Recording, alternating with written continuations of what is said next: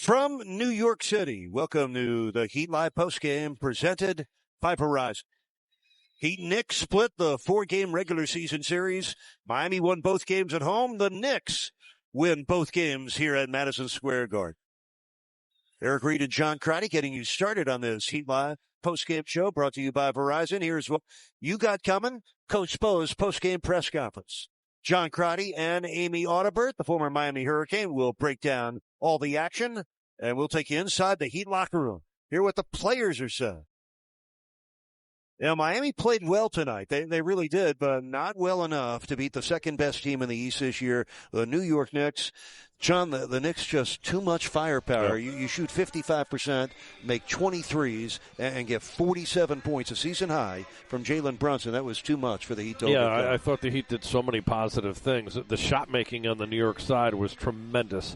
There were a couple shots that we're going to point out that, to me, were a real momentum-shifting type shots in the fourth quarter where the defense really cranked up. We're going to take a look at them right now, and I think this, is how hard it is to win in the NBA. Being able to close out a possession is so hard. Even with a half a second left, Josh Hart makes a just devastating shot deep in the block, and here again, double team, ball flying around, an air ball, and a prayer-type shot from the corner, but it's Brunson, and he knocks it down. And those two threes really help shift the flavor over to the New York Knicks. And look, they made plenty of other shots, too. I thought Brunson's performance with pressure, with good positional defense on him, was extraordinary. He showed why he's one of the premier players in the league tonight. So the Knicks with 6 different players that triple tonight. 6 different guys combined for 20 triples. Their backcourt, Bridges, he had 6 threes. Brunson had 6 threes. It was a dominating performance for Jalen Brunson tonight. John, on the other side of the coin, there's Kel'el Ware, who put together another monster game. By the way, they've given him his rebound back. Let me make sure. Well, the final box score, it says 28 points and 20 rebounds for Ware. They keep fluctuating back and forth between the 20 and 19. If it's 20, it will be his second 20-rebound game of his career. They have both come this year, but night after night, John, the big guy is producing. I'm really impressed. And this is his 3rd straight game that he's played at a elite level. Shot making, inside with a lob threat. He's got the hook game, the ability to drive, but also the efficiency out beyond the arc. I mean, he is making long 3-point shots. He's creating matchup problems for the opposing team. He's physical. He's been on the glass. He's cleaning up the defensive board and giving Miami, if you remember early in the season, there were huge gaps that Miami was giving up rebounding on the boards, and he has cleaned that up to the point where he's become such a good rebounder. Miami's overall rebounding numbers are so much better. I love the way he's so comfortable right now. I mean, he looks to me like he feels like he belongs. He's making shots like he belongs. And I think the best continues to be ahead for Kel'el Ware. He had 6 offensive rebounds tonight and 5 more triples. You'll hear from that man when the Heat Live postgame presented by Verizon continues from Madison Square Garden here in New York City. Complimentary, but obviously said you want to get these numbers and these performances and victories. So for you, what's it like to put together the night you had, but then for the team to come up short again? Where does that sort of leave you? I mean, I'm trying to, impact the game and win that way. So I'm not putting up the numbers for my own looks. I'm trying to put them up so we can get some points on the boards, and especially with the rebound, so we can come up with the win. But he didn't turn out that way. The comfort of the 3-point line, do you feel it's flowing in the offense? Just take us through all the 3-pointers you made the last 2 games. I mean, yeah, I feel like it's through the flow of the game, through the offense. When I feel comfortable of letting it go. It's just time decisions, making that decision when it's the right time. Coach said from the start, whether it's scoring or not, the one thing you can do is rebound relentlessly, and you've done that, especially with the 20 tonight. How much of an effort and focus is that for you to take care of that? I mean, that's the main priority. Is to go out there, get the rebounds, and like I said, the points is going to come throughout the floor of the game. Coach said before the game, this is our lineup.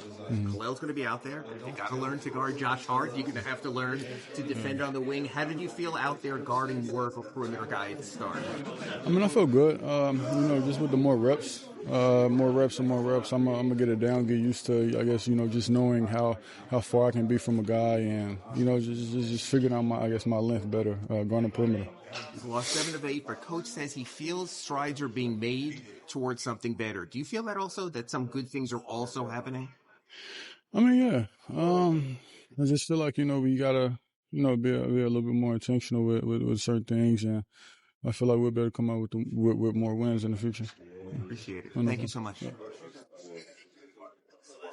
28 points with 5 threes made, 20 rebounds, 6 of them on the offensive end for Kel'el Ware. We're back to wrap things up and find Heat Force 1 and get back to paradise when we come back.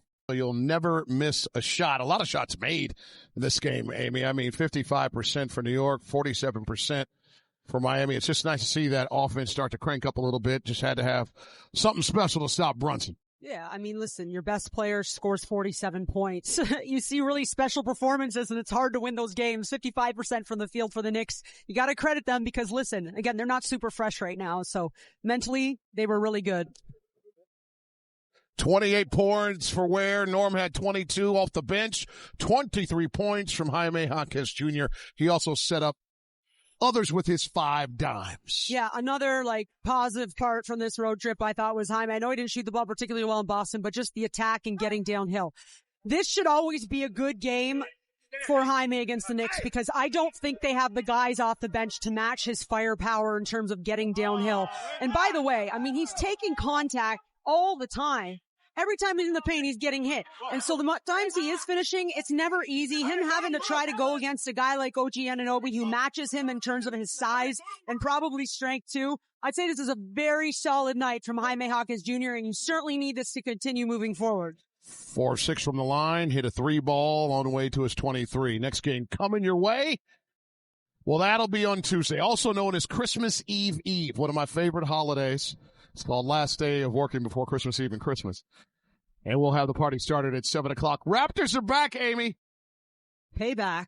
The only way back. 7 days between dancing with the Raptors, followed by Atlanta on Boxing Day. From Atlanta, Amy will explain that holiday for us.